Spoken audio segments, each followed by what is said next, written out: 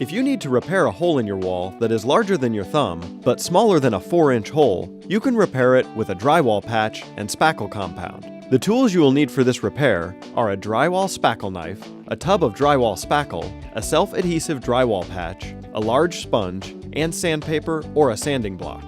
First, clear the hole of any debris and sand the area. Then wipe the area with a dry sponge to clear off the dust. Remove the backing from the self-adhesive drywall patch and center it over the hole.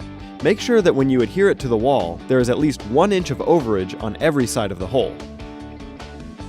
Take a good amount of spackle on your spackle knife and place it near the center of the patch. Carefully apply pressure so the spackle spreads from the center out, working toward each corner, then each side. Make sure spackle fills each hole of the patch.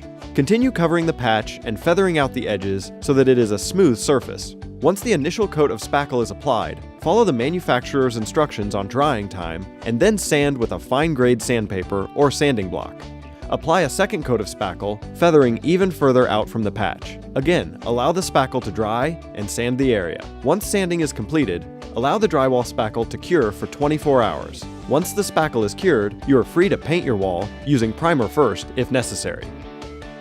If you have any questions about this process, call SWF Home Inspections at 941-493-4334 or 239-330-9910.